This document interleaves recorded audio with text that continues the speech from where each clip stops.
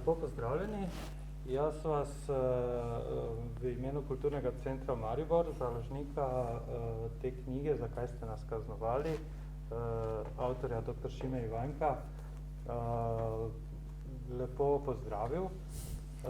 Tukaj smo danes, da gospod dr. Ivanjko predstavi to knjigo. Mislim, da je tema izredno zanimiva in pomembna za gospodarsko stanje trenutno in pa gospodarsko stanje, kot je bilo v preteklosti v Sloveniji, kaj se je tu okoli nekega procesa, ki je pomembno oblikoval to današnje stanje, kaj se je tu dogajalo. Pozdravljam na moji desni dr. Ivanjka, na moji levi gospod Dušan Hedl, glavni urednik knjižne založbe Kulturni center Maribor, in predajam obema besedo. Hvala lepa. Hvala. Gospod Ivanjko, tudi jaz sem, moram reči, izredno ponosen pravzaprav, da smo to knjigo spravili na plano, kajti šele ko sem tekst prebral tragične zgodbe podjetnikov, slovenskih podjetnikov, ki so bili pravzaprav nasilno izbrisani, sem ugotovil, da sem skozi Šivankino uho prišel namreč svoj DOO, ki tudi ni bil aktiven za prodajo gramofonskih plošč in kulturnih artefaktov, sem tik preden je zakon prišel ven, uspešno prodal. Tako da bi sedaj zlahka bil med prizadetimi, ker tudi nisem imel dovolj podjetniških izkušenj, nisem imel dovolj znanja, pravo pa nam je bilo sploh še španska vas. In smo mislili, da pravo ni potrebno, to se pravniki se tam ukvarjajo z nečim in da nam podjetnikom pa to ni potrebno. Zdaj, iz česa ste vi izhajali? Iz podjetniškega pogleda ali iz pravniškega pogleda pri sestavljanju tekstov za to izredno pomembno knjigo za zgodovino slovenskega podjetništva? Ja, hvala lepa za vabilo, da lahko se malo pogovarjamo o tej knjigi oziroma o tem problemu, ki je res pravni, ampak je predvsem podjetniški. Torej, gospodarsko pravo kot en posebni sistem je težko ločiti od prakse, kajti namenjeno je gospodarsko pravo urejanju trga, delovanju gospodarskih subjektov in njihovih podjetij. To, kar se je zgodilo 1999. leta, bi lahko primerjali z prerijskim zakonom, ki ga poznamo iz Amerike, tako zvani linč, kjer je tisti kapetan Linč vzel pravico, da na podlagi domneve kaznuje zlasti Afroameričane in to lahko težko s kaznijo, smrtjo, na podlagi preproste domneve, da je storil kaznivo dejanje, ob podpori okolja. To je bistveno za Linč. Nekaj podobnega lahko ugotavljam, da se je zgodilo 1999. leta, ker je zakonodajalec v bistvu kaznoval gospodarske subjekte za smrtjo, ker so enostavno na podlagi sklepa registrskega sodišča brez sojanja bili izbrisani. In ne samo to, da so bili izbrisani kot spravni subjekti za vsem svojim premoženjem, ampak so kaznovani tudi starši teh družb, to pomeni ustanovitelji, ker so morali prevzeti praktično vse obveznosti izbrisanih družb in jih plačevati svojega osebnega premoženja. Ta prenos obveznosti izbrisanih družb je v nasprotju z temeljnimi načeli korporacijskega prava, ki se nanaša na kapitalske družbe. Delničarji, družbeniki z omejeno odgovornostjo, družbe z omejeno odgovornostjo, nikoli ne odgovarjajo za obveznosti družbe, razen če so zlorabili družbo. Tukaj se pa zgodilo nekaj, da je ta kazen to kazen je država izrekla z asistencu registrskih sodnikov, ne sodišča, ki sodijo, ampak registrskih sodnikov, ki operativno izvajajo evidentiranje gospodarskih subjektov, in istočasno kaznovala ustanovitelje, ki so morali plačevati dolgove za izbrisano družbo, brez da bi jim kdorkoli dokazal, da so storili nekaj, kar je v nasprotju z zakonom. Še nekaj, kar je zelo pomembno. Družbeniki, ki so ustanavljali 90-ih let na podlagi Markovićevega zakona, pa tudi pozneje gospodarske družbe, so bili prepričani, ker je to pisalo v zakonu, da ne odgovarjajo za obveznosti te družbe, razen v primeru zlorab. In ta zloraba v okviru spregleda pravne osebnosti je urejena v zakonu od 93. leta, pa tudi v Markovićevem zakonu o podjetju. Zakon 1993. o gospodarskih družbah, ki je sistemski zakon za prvi praktično v Sloveniji, je natančno uredil položaj gospodarskih subjektov pri kapitalskih teh družbah, da odgovornosti ni, odgovornost je samo izjemna, in je v prehodnih določbah tudi določil, da se družbe morajo uskladiti z novim zakonom o gospodarskih družbah v roku do 1.1.95. leta. Ampak sankcija za to neuskladitev je bila v določenih primerih, kada gre za zasebna podjetja, takrat smo ločili zasebna, pa mešana, pa družbena podjetja, je bila, da so družbeniki prevzeli osebno odgovornost za družbe. To pomeni, kapitalska družba je postala osebna družba. Kada je pa šlo za druge družbe, družbene, te pa so se likvidirale, morali likvidirati ali pa skozi stečaj prenehati poslovanja. S tem, da je izrecno v zakonu bilo določeno, da ta postopek prenehanja družbe s stečajem ali pa preko likvidacije izvajajo po uradni dolžnosti sodišča. Nobeno sodišče v Sloveniji to ni izvedlo. Od 1. januarja 1995. do 7. julija, ko je bil sprejet zakon o finančnem poslovanju podjetij, ki je preprosto izbrisal družbe in določil, da z izbrisom prenehajo delovna razmerja in da družbeniki prevzemajo obveznosti plačila dolgov te družbe. To je v nasprotju z temeljnimi načeli korporacijskega prava. Reagirali smo takoj z okrog 30 nas, ki smo sprožili presojo zakona na Ustavnem sodišču. Ustavno sodišče je reklo zelo zanimivo. Razveljavijo se te določbe, ne veljajo te določbe, ampak jih treba razlagati tako, kot je Ustavno sodišče menilo, da ga treba razlagati. To pomeni, da naj plačajo samo tisti, ki so aktivni družbeniki, aktivni delničarji. S tem, da nihče ni vedel, kaj so to aktivni družbeniki in tisto, kaj so aktivni delničarji. Situacija je bila zelo zanimiva. Tisti, ki so upniki, so namreč dobili darilo s tem zakonom, da so lahko uveljavljali dolgove, ki so bili stari morda 8, 9, 5 let. In do trenutka uveljavitve zakona upniki niso imeli pravic terjati ničesar od družbenikov. Zakon pa je naenkrat preko noči, ko sistemski zakon presenečenja enostavno ločil, od danes naprej pa imate pravico terjati od družbenikov. Ne da bi družbeniki o tem bili obveščeni. Obveščeni so bili z oglasom v oglasnem delu uradnega lista. Ta pravni problem se globoko penetriral v podjetništvo kot mraz, praktično zlasti mlade ljudi odvrnil od podjetniške ideje.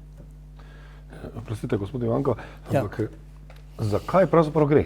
Mogoče pojasnimo manj poučenim poslušalcem, zakaj je pravzaprav prišlo do izbrisa, a se zamislimo to, da danes nekdo se spomni pa izbriše podjetja. Zakaj, kje je bistvo problema, zakaj je pravzaprav prišlo, a je na registru bilo preveč podjetij ali kaj, ali koga v državi leta 99 motilo, kje je prišlo sploh do predloga oziroma zakaj je prišlo do tega, kje je bistvo? Zelo natančno vam povedal, točno se ve, kdo je bil zainteresiran, kdo je bil motiviran, kdo je dal pobudo in kdo je to izpeljal. Ni nič tajnega. Kot sem povedal, Zakon o gospodarskih družbah 93 je določil, kaj je s tistimi družbami, ki se niso uskladile, to je ena vrst družb, ki niso aktivne, točno. In je nalagal sodiščem, da izvedejo po uradni dolžnosti postopke stečaja in likvidacije. Tudi zakon, ki smo ga tudi sprejeli 93. leta o prisilni poravnavi in stečaju, je prav tako določil skrajšane postopke stečaja in tudi dolžnost sodišč, da uradno izpeljajo postopke stečaja in likvidacije. In če bi sodišča izpeljala postopke stečaja, ker to ne večkrat, družbeniki ne bi bili dolžni plačati nobeni obveznosti. Sodišča to niso storila. Zakaj? Nihče ne ve. Izgleda, da je bil neki dogovor. Takrat, ko je ta zakon bil sprejet, je bilo obrazloženo, da je te 6000 podjetij treba izbrisati in stečaj za 6000 bi trebal se voditi 30 let, piše v odločbi Ustavnega sodišča, kar je izven tega. In pobudo za izbris je dalo sodniško društvo. Sodniško društvo. Na seji, kjer smo obravnavali in drugi zakon, o katerem bom povedal zakaj, je predsednik sodniškega društva donesel zakon, oziroma se osnuje zakona, o izbrisu neaktivnih in neusklajenih družb. In v tem zakonu je zapisano, da se družba izbriše, posledice pa določa zakon o gospodarskih družbah v enem členu, ki pa je moj v tem smislu, da sem urejeval postopek izbrisa po skrajšanem načinu, skrajšanem postopku, ena izvirna ideja in tam je urejeno še danes, da lahko delničarji gredo in pa družbeniki notarijo, izjavijo, da so poplačane vse obveznosti, da so rešeni razmerje za delavci, če pa ostane še kakšen dolg, so dolžni in se zavezujejo, da bojo plačali svojim premoženjem v roku 2 let. Najprej 1, potem pa je bilo popravljeno 2 let. To sodišča niso storila in so želela na nek način legalizirati svoj postopek, kratko in jasno, in so zato preko društva predlagali ta zakon, ki ga je minister za pravosodje zavrnil, čeprav to spada v njegovo kompetenco, pa ga je minister za finance prevzel in ga po hitrem postopku spravil v zakonodajni postopek. V knjigi boste zelo obširno našli, kako se ta zakon nanašal na seji Državnega zbora, kako se predstavil kot zakon, o katerem se je veliko diskutiralo v javnosti, v bistvu pa se ni diskutiralo o tem zakonu, ampak o, narekovaj, mojem zakonu pod naslovom Zakon o finančnem poslovanju, ki pa se nanašal na vprašanje, kako obrtnikom zagotoviti plačila. Ali bi lahko mogoče celo razmišljali v to smer, da je šlo za celo nekakšno zaroto, kajti nekateri pričevalci, ki so imeli odprte večje terjatve, nakazujejo na to tudi v tej knjigi. Ali je to možno, ali je bolje razmišljati v tej smeri, da je pač šlo v smeri neznanja zakonodajalca na področju torej pravnikov in zakonodajalca na področju podjetništva in gospodarstva, nerazumevanje tega. Po drugi strani pa seveda imamo veliko škode ravno na področju družinskega podjetništva, kajti večina oškodovanih je ravno iz sfere družinskega podjetništva. Katera teorija bi bolj prevladovala po vaše? Ne, tu je bilo zasledovanje pravosodja jasno zastavljenega cilja, da se pravosodje reši obveznosti ali dolžnosti izvajanja stečajnih postopkov ali postopkov likvidacije za neusklajena in neaktivna podjetja. To je bil cilj in ta cilj je tudi dosežen. In ta ni sporen. Spornost je to sklicevanje na en drugi inštitut v zakonu o gospodarskih družbah, ki je namenjen čisto realizacije prostovoljne ideje družbenikov, da želijo prenehati poslovanja brez stroškov, brez postopkov in podobno. To je napaka zakona. In 2011. leta smo uspeli v zakonom, da ta prenos te obveznosti ni. Izbris pa je lahko. Sej, poznamo ga iz 30 let, ko je po koncu velike krize podjetniške, sodišča so brisala družbe in enostavno ni bilo.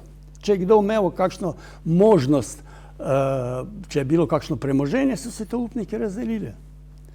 Ampak tukaj ni bilo te določbe.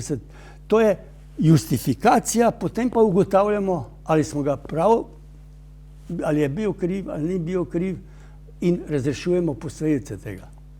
In to je 20 let razrešujemo te posledice. Danes pa smo 29. septembra 2021 in smo pred sprejemanjem novega zakona, ki bi naj povrnil škodo, popravil krivice. Kaj menite? Ta zakon ima možnosti za sprejetje? To se bo kmalu zgodilo zdaj. Ne? Ja, to je četrti poskus. Kajti 2007. smo uspeli, da so se prekinili postopke, pa je Ustavno sodišče zasledujoč interes upnikov, ne dolžnikov, reklo, da ni mogoče prekiniti postopke. Upniki, ki imajo pravnomočne sodne odločbe, treba zaščititi in lahko izpolnijo svoje pravice iz te odločbe z rubežem pri družbeniki. To je Ustavno sodišče nas zavrnilo v 2007. leta. 2011. leta smo uspeli, da ta prenos obveznosti izbrisanih družb na družbenike je razveljavljen. To je veliki uspeh. 2018. leta smo pogojevali, da bi država morala to rešiti, če bo Evropsko sodišče v zadevi Lekić reklo, da je država napravila napako. Država res ni rekla, sodišče v Strasburgu ni reklo, da je država napravila napako, ampak je rekla nekaj zelo pomembnega. Država bi lahko taki zakon sprijela, če bi obstojale izjemne okoliščine. Teh okoliščin pa ni bilo. In to je temelj, zakaj smo sedaj uspeli preko Državnega sveta vložiti novi zakon o odpravi krivic družbenikom izbrisanih v tem obdobju in je v drugem branju. Odpor je nastal velik, stalno se odlaga, kajti ogromno je odprtih vprašanj, največji glede višine, ki bi jo morali pač dokazati, koliko bo država plačala, ampak to je nemogoče. Mi mislimo, da je to je sigurno 17 000 podjetij izbrisanih, koliko je tu ljudi oškodovanih, koliko so ti družbeniki plačali, to je nemogoče. In še nekaj moram reči. Niti Ministrstvo za pravosodje, AJPES delno po prijateljski liniji, niti Ministrstvo za gospodarstvo nočejo ali nimajo, ampak v vsakem primeru nočejo sodelovati, da nam pomagajo, da iščemo, koliko je izbrisanih, koliko je bilo plačila in podobno. Pravosodje gotovo ima evidence o tem, kdo je izbrisan po tem členu, po tem zakonu. Ampak tega podatka ne dobimo, češ da tega podatka ne obstoja v statistiki. Tako da je odpor na vseh nivojih zoper ta zakon. Prvič, zato, ker je vzadaj denar, ki bi ga v 60% dobili tisti dejansko plačniki obveznosti, ki jih niso bili dolžni plačati, pa je zakon kaznoval, pa da so plačali. Edino, če je prodano stanovanje ali pa hiša, takrat predlagamo, da se plača v celoti znesek, ki ga je družbenik pač zgubo s prodajo hiše na dražbi in podobno. Najprej smo v zakonu predlagali, da to opravijo upravni organi, tako kot so to upravili pri izbrisanju fizičnih oseba, ampak je veliki odpor, češ da upravni organi to ne morejo upravljati. Potem je to prevrženo na sodišče, da bi naj sodišča to upravljali. Tu smo pobudniki proti, ker ti sodišča zelo komplicirano je postaviti nesporno dejanje v funkcijo sojenja in sedaj smo še, da bi to upravljalo državno odvetništvo. Predvideva se zdaj skupni sestanek vseh teh zainteresiranih organov in institucij, kjer bi se naj opredelili do tega. Kako bo to izpadlo na državnem zboru, ali bi poslanci razumeli ali ne bojo razumeli, to je težko predvideti. Doslej v vseh treh primerih so poslanci vedno glasovali, praktično 99% vseh političnih strank, tako da takrat nismo imeli težav, ampak ni bilo denarja zadaj, zdaj pa je denar zadaj. Tukaj gre za tisoče tragičnih zgodb, pravzaprav, na katere so opisane v knjigi. Pravzaprav se je zgodil preboj pravne osebe brez razloga. Preboj pravne osebe pri podjetju se zgodi, kadar nekdo naredi krivično delo, kadar je s kriminalom. To je to, da je zakonodajalec šel mimo te institucije spregleda pravne osebnosti in je rekel, to ni sploh pomembno. Pomembno je, da nisi prijavil pravočasno prenos sedeža iz ene ulice v drugo. Pomembno je, da nisi posloval preko banke, pa nisi posredoval poročilo letno. To je dovolj, da te izbriše. Drugo ni bistveno. In to je ta birokratski administrativni postopek.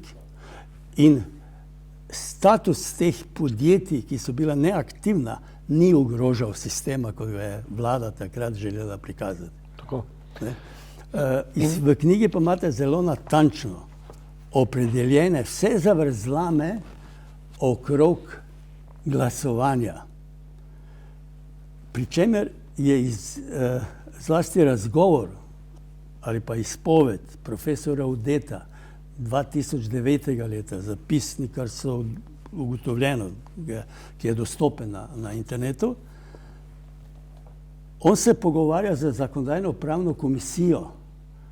Zakonodajno-pravna komisija mu pove, da je to nonsens. In je nekako dobil občutek, da smo mi to pripravili v tistem drugem zakonu in je njegova izjava, spet so Mariborčani nekaj zakuhali. Ampak in on trdi, da je to nonsens bil. In poslanec Feri, Horvat, dvakrat kliče zastopnika zakonodajno-pravne komisije, naj nastopi in pojasni situacijo, ni se oglasil, čeprav je bil zraven. O tem zakonu ni poročal predstavnik vlade, ampak samo predsednik delovnega telesa. In v zapisniku piše, ko je bilo rečeno, naj predstavnik vlade dode obrazložiti zakon, se ni oglasil. Nemir v dvorani, piše. Tako se ta sprejemal zakon. In kot sem že omenil, poslancem je bilo rečeno, to je zakon, o katerem se dolgo že diskutira. O tem zakonu, s to vsebino, se ni diskutiralo ničesar. Kajti diskutiralo se Mariborskem zakonu o zagotavljanju plačil.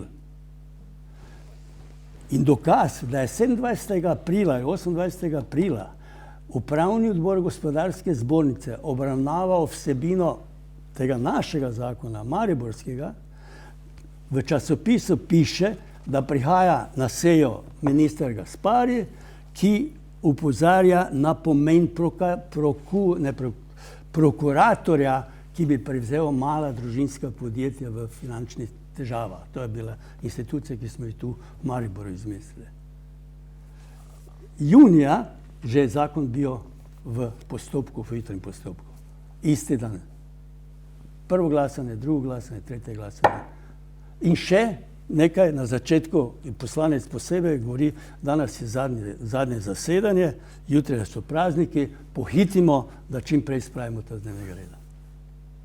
Zakon, ki se nikjer v svetu, v takšni vsebini ne obstoja.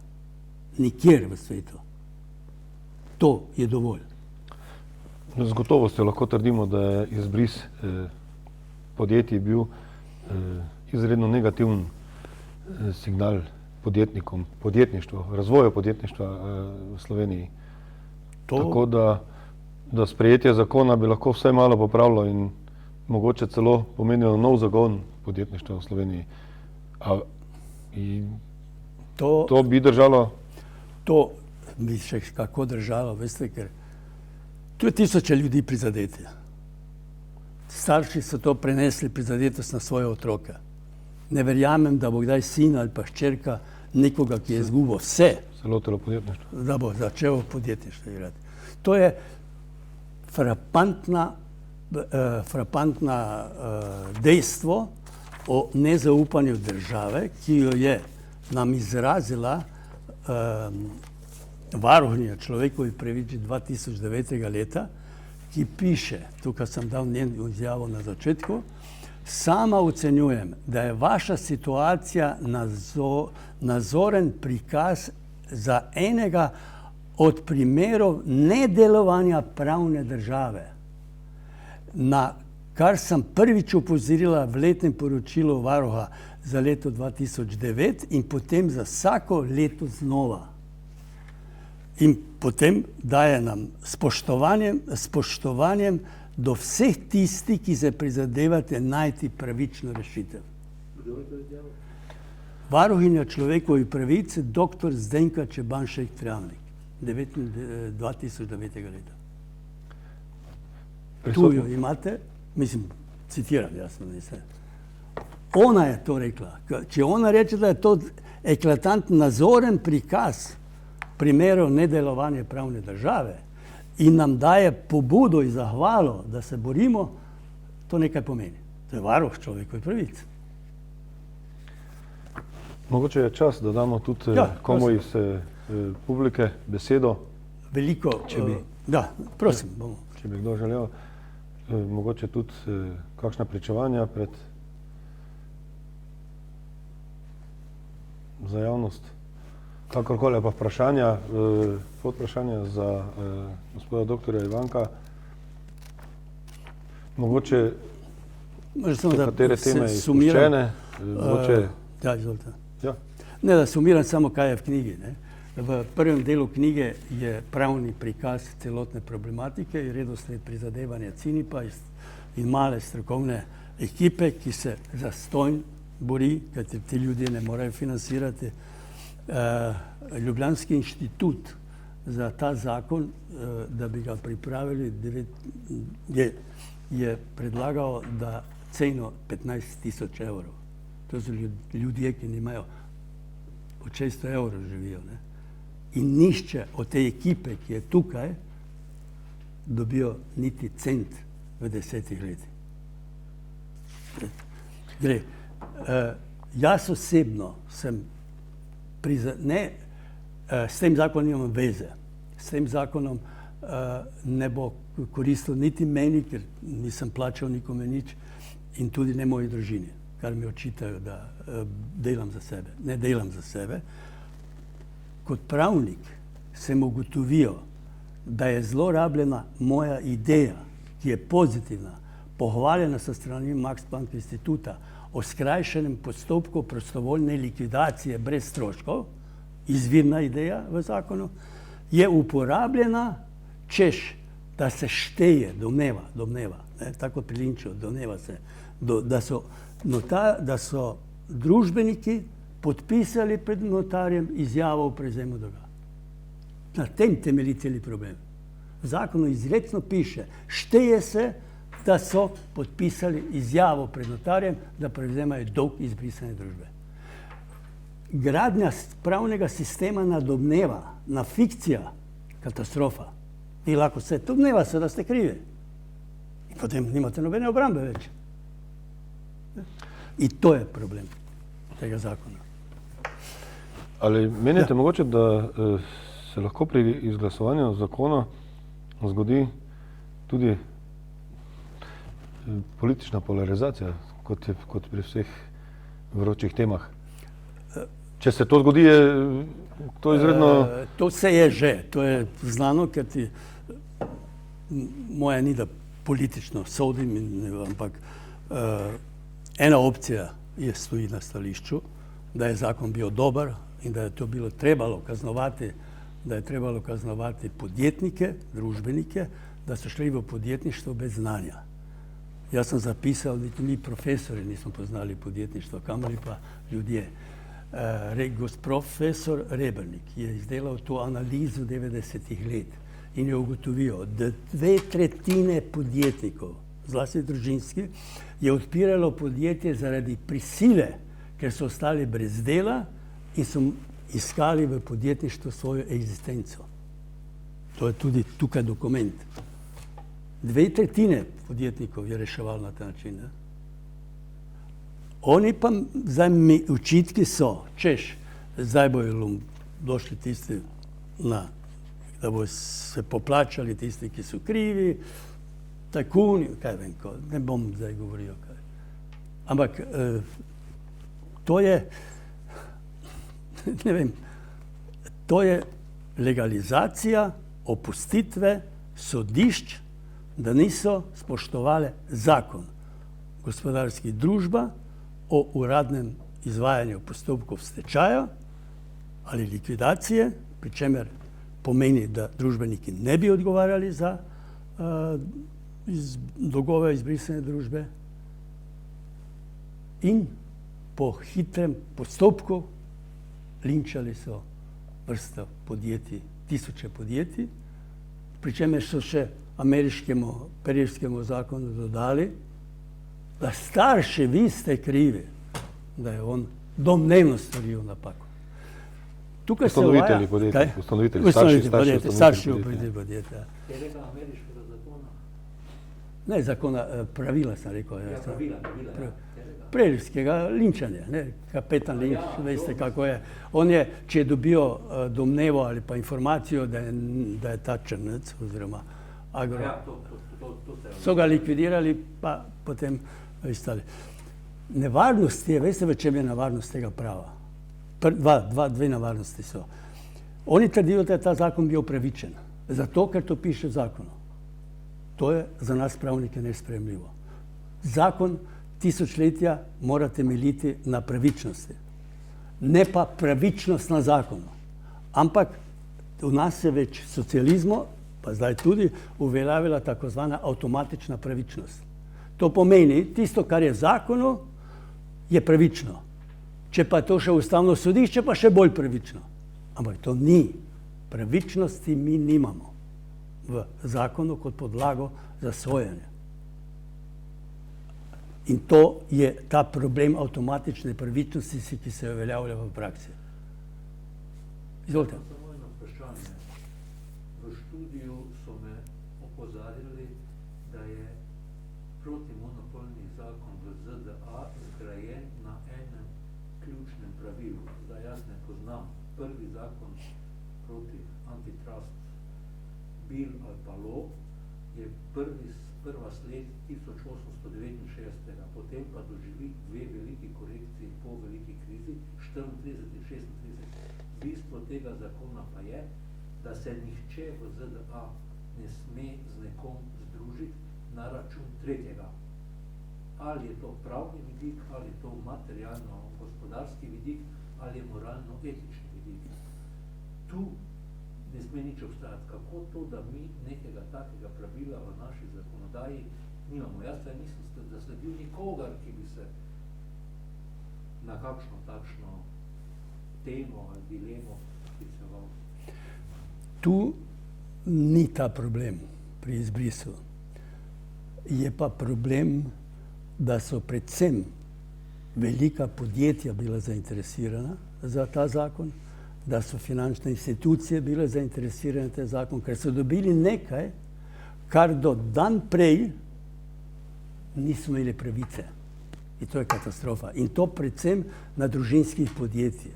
Odnos podjetništva, klima do podjetništva 90 let ni bila ugodna. Še danes ni ugodna.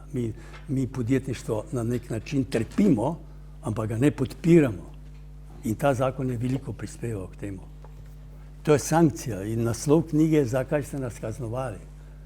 Vsi tisti, ki ste prizadeti s tem zakonom, ste kaznovali, ne da bi kazen bila naprej predpisana, ne da bi kazen bila najavljena, ne da bi kazen izrekel sodnik. To je katastrofa. To je register. Veste, register na sodišču ni sodnik, on sicer sodnik je glavni, ampak to je operativa. Da se neko dejstvo, ki ga jaz pišem ali ne pišem. Če pa je spor, pa pride pred sodnika. Ne v registru, ampak izven. Tam se sporite, tam. Ampak tega tu ni. Tu je sodnik postal enostavno zakonodajalec. In to je ta problem. In je rekel, če niste pravočasno oddali poslovnega poročila, naj to agencija, ki pač spremlja ta poročila, sporoči registrskemu sodišču. In so izdali sklep o prenehanju. Ne da bi obvestili o tem družbenike. Res je, lahko je direktor vložil pritožbo, če te pritožbe ni, so objavili v uradnem listu, družba je prenehala, delavci so izgubili delo, družbeniki pa, ustanovitelji pa morajo plačati vse dolgove. To je. Navezal na tisti del, ko govorite o fikciji. Tudi sam izbris, tehnično gledano, je bil prevara. V sami objavi izbrisa podjetja piše ne odgovarja.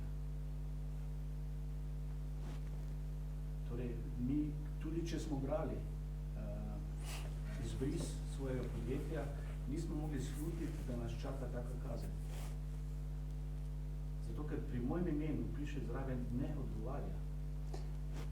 Ja, ta beseda ne odgovarja je vpisana bila v tistem trenutku, ko ste vi vpisali podjetje. Ampak tudi sama objava samega oglasa ne nakazuje na to, da bom jaz sankcioniral. Ja, ampak zato v zakonu piše, da ste kot družbenik pa delničar pristal in šli k notarju in to podpisali. In to pa je domneva. Ampak tu pridemo do tistega, kar ste vi omenili na samem začetku, kar zadaj. To je domneva, ne? Toliko nekih nedorečenosti do trenutka X, ko postaneš dolžnik, so zelo tanke linije, da gre preko, ampak gre. In pride do tega, da si izbrisan in poti nazaj ni več. Vse pritožbe, vse, kar si delal za sodniki, sodišči, ki so podpisani pod tvojim sklepom, nič ne dosežeš. Jaz sem se pritoževal, pisal ne vem kaj vse, ampak odnašal bilance in vse ostalo, kar pač bi lahko dokazalo, da premoženje obstaja. No, zdaj se mi spomnim, to v knjigi to obravnavam. Vrsta ljudi, vrsta družb je imelo terjatve do drugih. In temelj vsega je pri postopku prenehanja, ali stečaja, likvidacije, vseeno, da se razrešijo vprašanja, kaj je s premoženjem tistega, ki preneha. Ta zakon tega ni vseboval. In potem naknadno ustavno sodišče pove, to so univerzalni nasledniki. Univerzalnega naslednika lahko samo določi zakon. In vi niste mogli na podlagi ustavne odločbe reči, jaz sem zdaj univerzalni naslednik tudi terjatve kot fizična oseba. Ker je sodnik rekel, ne, mora biti sklep. In trebalo je v vsakem takem primeru, da sprožite postopek za stečaj, to je posebna vrsta stečaja, za to terjatev. In sodišča na to niso napotila, niso pa v sklepu povedala, da so ustanovitelji upravičeni do terjatev. In zaradi tega imate tu pravna mnenja, družba je prenehala, ne morate ničesar napraviti, vi pa nimate blizu pravice. Sodišče pa ne ve, kaj je bilo s postopki, recimo, kaj smo jih mi sprožili za izterjavo svojih terjatev, na trenutek izbrisa. Ja, vi kot fizična oseba niste mogli, če niste imeli sklepa, da vam to pripada. Ustavna odločba o univerzalnem, interpretacija ustave, ustavne sodišče, da ste vi univerzalni naslednik, vam nič ne pomeni. Kaj se redna sodišča so rekla, mora biti singularni. To pomeni, da mora neki sklep. Tega sklepa pa ni bilo. In sklep bi moral biti sprejet prej izbrisom. Pa seveda, ob izbrisu. Tudi pri skrajšanem postopku likvidacije, tisto v zakonu, tam izrecno piše, da so tudi uredili razdelitev premoženja. Ampak to razdelitev premoženja v tem ni, v tem zakonu. To je administrativni zakon kaznovanja. In zdaj nekaj, to pa moram povedati, da je, tu sem dodatek dal en sklep tele kolegice, ki je magistrirala za to temo. Ona še odprla eno drugo vprašanje. Pravna oseba kot pravna oseba ima pravico do življenja. To življenje lahko samo uničijo upniki ali pa ustanovitelji. Ne pa zakon. Ne pa zakon. Ne mora, ker točno se ve, kak pravna oseba preneha. Ali ni več sposobna, da igra, je stečaj, sodišče to prevzeme. Ali pa je volja družbenikov, da več ne poslujemo. Tu pa naenkrat tretji zakonodajalec, enostavno, ker niste prijavili pravočasno spremembo sedeža, pa se izbriše. In še nekaj pravno, izbris podjetja ali pa družbe je deklarativen, kadar je postopek prenehanja opravljen predtem. Pri redni likvidaciji ali stečaju se vse opravi, ko je vse urejeno, potem se to izbriše. In ta izbris nima velikega učinka, razen da razglasi, da je postopek prenehanja končan in da podjetja več ni. Ta zakon pa najprej izbriše, ne da bi karkoli predtem bilo urejeno. In zaradi tega potem pa stotine sporov. Kdo je aktivni, zakaj je sploh došlo do izbrisa in podobno. To je tipično justifikacija obdolženca, za katerega se domneva, da je kriv, potem pa bomo ugotavljali, kaj se je zgodilo. Kako pa o tem govori novi zakon, če bi, upajmo, da bi bil sprejet, kako bi potekala vračanje škode, odškodnine, kako bi... Za nekateri so že tudi, nekateri so umrli, ali bi to nasledstvo šlo na... Zakon predvideva, da dediči imajo pravice tako kot njihovi predniki. Ti 60%. Dediči imajo pravice. Ker to je premoženje, veste, to je osebno premoženje, ki je predmet dedovanja. In je normalno, da... Kako pa bi se vlagale, ali bi to bilo avtomatsko potem iz registra? Ne. Ali bi moral vsak posebej vložiti? Vsak mora vložiti zahtevek in potem bomo videli, kdo bo, če bo zakon sprejet, ali bo to državno odvetništvo, ali bo to upravni organi, ugotavlja, ali je on dejansko bil izbrisan in je na podlagi tega izbrisa moral plačati neke obveznosti družbe. In če je plačal, potem ima pravico, da mu država nadomesti v 2 obrokih ali 3 v 60% vrednosti. 60% vrednosti? Ja. Brez revalvacije. Ne, obresti so 3% od dneva, ko je on to plačal, od zakona, od uveljavitve zakona pa 5%. In od tistega potem 60%.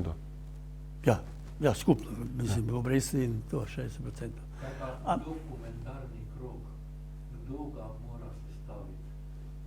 Tale, ki se pritožuje na ali so ti dokumenti, izbris je bil javno objavljen? Ja. Kako bo kdo to speljal? Ker namreč opažam, da v naši družbi knjigovodstvo ni tako pomembno, kot so mene moji profesori učili konec 60 let, kot računovodstvo. In mi dajemo vso težo na računovodstvo. V bistvu je pa knjigovodstvo tisto, ki hrani te dokumente. In zakonsko te dokumentov morda sploh ni več. Na kaj bomo poprli vse to? S tem smo se dolgo ukvarjali.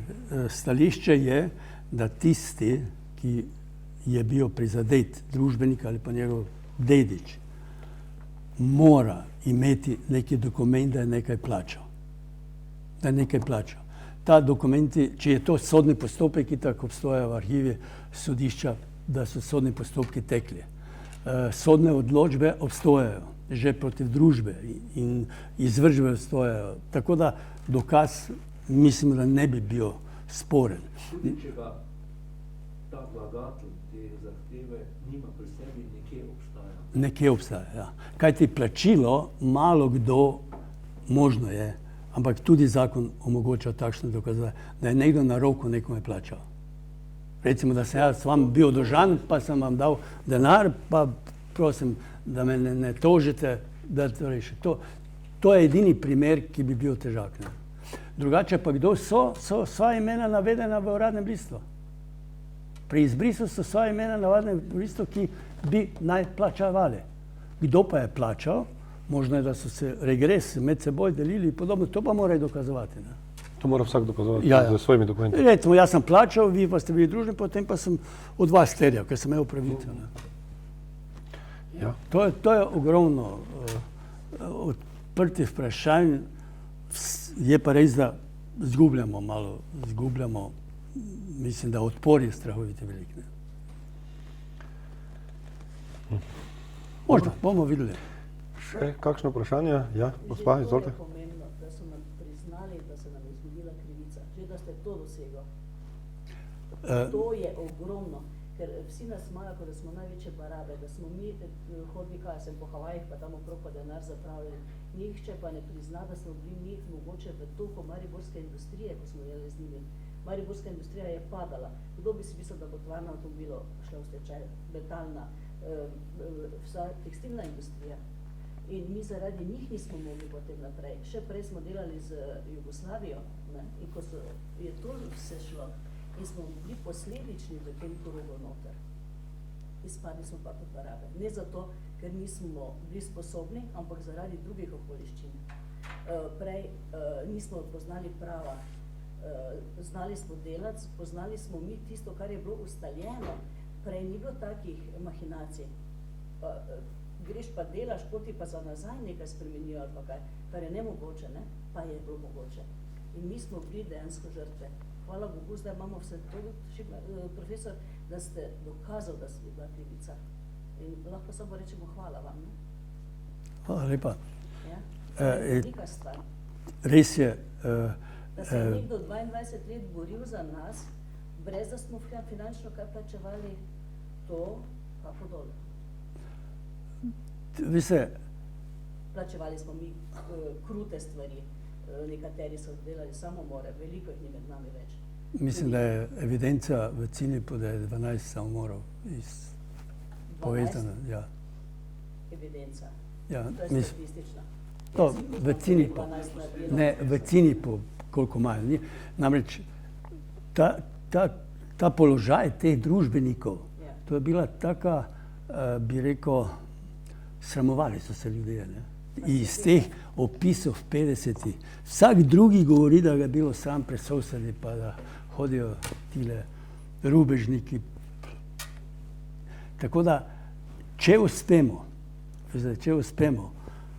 je to velika moralno zadoščenje za tiste, ki so oškodovani in eno upanje, en poskus večjega zaupanja v državo, institucije. Kajti ti izbrisi, ta kuriozno Slovenikum, kot ga imenujemo, to je nekaj neobičajnega. Izbrisi fizičnih oseb, izbrisi delničarjev, izbrisi imetnikov hranilnic, izbrisi delničarjev bank, sedaj pa te ostalo. To enostavno ne gre. To so bližnjice, ne? Pa tudi, če bi izbrisali, pa bi rekli, če si bil d.o.o., je bilo z premoženjem firme, ne pa z svojim osebnim premoženjem. Ja. Že to je tudi druga napaka bila, ne?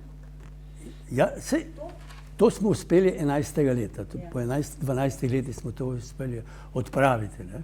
Izbrisi pa so normalna stvar, se danes se vršijo, vse ni problem. Ampak več ni, kdo je ustanovitelj, kdo odgovarja, tega ni. In to poznajo cela. Mi imamo na inštitutu, smo izdelali 150 strani, to je zahteval Strasbourg sodišče, analizo držav bivše Jugoslavije, ali poznajo nekaj podobnega. Noben ne pozna. Pa ne samo to, mi smo bili izbrisani, bili smo kaznovani. Ja, sej. Razpadale so družine, vse. Ampak tudi zdaj, po 20 letih, si ti še kaznovan, ker recimo na bankah ne moreš dobiti kredita, ker imaš za noter napisano, da si imel osebni stečaj. To se je meni zgodilo lani, po 20 letih. Pa si imel vse pogoje, pa si imel vse, še vedno imaš pečat, črno piko. Verjetno nisem edina. Če je bilo 14.000 firm izbrisanih, koliko je takih, ko se mi isto zgodilo. Torej, do smrti boš imel probleme. Ja, to imate res, to res, o tem nisem pisal. Enostavno se širi, vsak dan spoznavamo težave, ki jih človek, zlasti pravniki, ko se mi zaženemo v neki pravni spor, potem človeško odmislimo, ne, je pa ta človeški element obupno. In to izbija iz teh 50 evidentiranih primerov, pa opisov ljudi prizadeti, izbija ta, preko človeški vidik. Ne. Nobena finančna injekcija ne more popraviti tega, kar smo dali kot osebe, kot živa bitja skozi. Koliko ponižanj, koliko krivice, koliko vsega. Kriv biti za nekaj, kar nisi bil kriv. To je. In kriva ste, oprostite, krivi smo, to pa je dodatek, ki me stalno vodi, krivi smo za to, da nismo storili nekaj, kar bi lahko sicer, ampak nismo bili dolžni. To je katastrofa. Veste, da vas kaznuje za to, ker nisi nič kršil, ampak naenkrat nisi pa storil nekaj, kar bi lahko storil, da bi bilo boljše, morda za družbo. Ne? Vsak je lahko likvidiral svoje podjetje in podobno, ampak vsi so, jaz osebno, če me nekdo vpraša, kaj bo storil, tam piše, sodišče bo to izvedlo. Pa čakam, da bo sodišče. Ne? To je temelj problema. In sodišča so bila neverjetno zainteresirana, da se to naknadno legalizira, da 5 let niso napravili ničesar. To je temeljni problem. Ne? Potem tudi je bil problem izpostavljen na pravni fakulteti takrat. Zakaj nihče ni šel z svojim primerom naprej do Strasbourga, ko se je to dogajalo. Ampak takrat nismo imeli več sredstva, nismo bili več dobrodošle stranke pri odvetnikih, nismo mogli plačevati. Takrat smo imeli vse svoje premoženje oziroma vse, kar smo imeli, so nam vzeli. Ja? In nisi mogel, dokler si lahko plačeval, si bil dobrodošel, potem si bil pa že nadalje se te izognal. To je tudi pri Švicarju, tak. Ampak zdaj se mi še nekaj spomnili, kar je tudi manj znano, ampak v knjigi jih sem evidentiral. 25 ljudi, 25 je s primerov bilo v Strasbourgu na Evropskem sodišču za človekove pravice. Jaz sem 2013. leta bil tam za študenti in nam je predavala Slovenka, šefica administracije slovenske, takrat je bilo nekaj manj teh, ampak je rekla, to je v postopku in čez nekaj mesecev bo to rešeno. Tako naslednje leto, to je bilo oktobra, da bo to rešeno. Vendar ni bilo rešeno. Ne bom zdaj govoril, zakaj ni bilo rešeno, ker je povezano z določeno osebo, ampak kaj se je zgodilo? Ko so pa vzeli ta primer Lekića, ki je najslabši za to. Lekić dejansko je, in to je sodišče, ta magistrska naloga, ki sem jo tudi citiral, dokazala, da je v Lekićevem primeru bil spregled pravne osebnosti. Spregled. Ampak dobro, zavrnili so njegov zahtevek. Na prvem stopni senata se Bošnjak, oziroma naš uradni sodnik, izločil, ker pač je prej kot odvetnik ali ne vem kaj delal na teh primerih in je bil povezan. In po pravilniku mora država določiti drugega sodnika, tako zvanega sodnika gosta. In koga je Slovenija delegirala? Brata pravosodnega ministra, ki je idejni nosilec vsega tega. CINIP je sprožil korupcijski predlog oziroma predlog in je bil zavrnjen, češ nič brez razložitve niso obravnavali. Imate tu imena, imena sodnika, sodnika imena je Sokratice, ampak zna se, kdo je to. In ta sodnik je zagotovo, smo ugotovili, delal na tem zakonu, ker je na upravnem sodišču pa so davčni organi vodili te postopke zoper teh. Ker davčne organe, davčniki so pokasirali v prvih 3 mesecih 16 milijard dolarjev po izjavi takratnega Bembiča, šefa pravobranilstva slovenskega, zdaj danes odvetništva. Jaz bi tukaj samo zaprosil za pojasnilo, ker se te stvari toliko ne poznam. Tista omenjena stvar na ustavnem sodišču. A ustavno sodišče presoja vizavi ustave ali se spušča v vsebino ekonomske stvari. To je sicer šlo za akt pravne narave, šlo je pa za ekonomsko ozadje. Kak je v takem primeru? Ustavno sodišče izključno presoja z vidika ustave. Ekonom verjetno upošteva tudi širši družbeni element, ampak tukaj, to je edini zakon, katerega ustavno sodišče obravnavalo, mislim, 8-krat. 8-krat isti zakon. Vrhovno sodišče, mislim, 350-krat. Mislim, da točno podatki so nad tem, imate točno podatke, da višja sodišča, mislim 800 pa nekaj, s tem, da na okrožno sodišče ni evidence, pa ni evidence na iskalniku. To je edini zakon, ki je 20 let stalno v obravnavanju. Stalno parlamenta, ki je 4-krat obravnaval, vedno rekel, napaka je, in sam minister za pravosodje, ko je moral poročati državnemu zboru, rekel, zavedamo se, da je ta ukrep bil neodmerjen. To je mariborski zakon. Prosim? To je mariborski zakon. Dobro, če ni več vprašanj.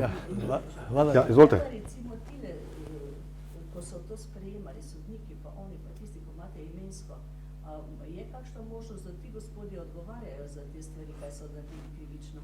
Ne, sodnik ne odgovarja, ker to ni bilo namenoma.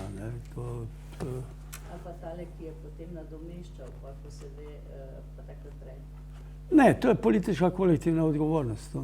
Ne morete priganjati, da je nekdo sedaj odgovoren. Odgovarja država. Ona po ustavi odgovarja država, če uslužbenec države stori kakšno napako. tu mi mislimo, da je napaka bila storjena, premalo skrb pri sprejemanju tega zakona. In da, ker po zapisniku tiste seje, po medijskih poročilih, tu je okrog medijev, ki sem jih ne samo citiral, ampak v medijih je to tukaj, mislim, okrog 500 člankov. In v strokovni pravni literaturi nišče od avtorjev, to je interesantno, ne napada, ne hvali ta zakon. Od tujih avtorjev, ki pišejo tudi, zlasti Slovenci na Avstrijskem Koroškem, slovenski profesor ali gospodar, nišče ne hvali. Nišče ne pove, sodniki se ne spuščajo v oceno, avtori sodniki, ki pišejo, tudi mnenja, ki jih daje Vrhovno sodišče, so relativno neutralna, vrednostno, ampak pojasnila, kako rešiti problem. Ampak nikoli pa se niso sodniki postavili vprašanje. Prav tako, sodišče je odklonilo, da že pripravljeno gradivo v enem primeru se pošle v Luksemburg, na Evropsko sodišče. Osebno sem pripravil ta in je sodnica zavrnila, da to pošle. Kajti na Evropsko sodišče v Luksemburgu ne mora posameznik, ampak lahko samo predlaga sodniku v času tekočega spora, da sodnik to odstopi. Vendar je to zavrnjeno. Tam smo veliko polagali. Zlasti, ker je nekako načelno podporo dal Ilešič, takrat sodnik tam. Mislim, da pride pa da se to obravnava tam in to je bilo idealno. Evropska komisija, na katera je tudi, se ni spuščala, se ne spušča in noče dati svojega stališča, ker je to stvar pred Evropskim sodiščem. Vse smo poskušali, vse smo upozarjali, ampak od stotine člankov, ki se zadevajo to problematiko, imate eno zelo odlično doktorsko dizertacijo odvetnice v Ptuju, Maverove, ki jo tu citiram in uporabljam, ki je odločna nasprotnica tega. Nišče, prav njen članek nisem našel, ki bi rekel, to je dobro. Tako, upajmo, da bo knjiga doživela primerno medijsko odzivnost glede na temo in pa število vpletenih fizičnih in pa pravnih oseb. Gospod Ivanko, najlepša hvala za tole predstavitev. Zakonu pa lahko samo zaželimo srečno pot v sprejetje. Hvala lepa vam za organizacijo in slušateljem. Upamo, da pričakujemo vse dobro. Moramo pa sprejeti tudi dejstva, ki so takšna ali drugačna. Hvala lepa vsem.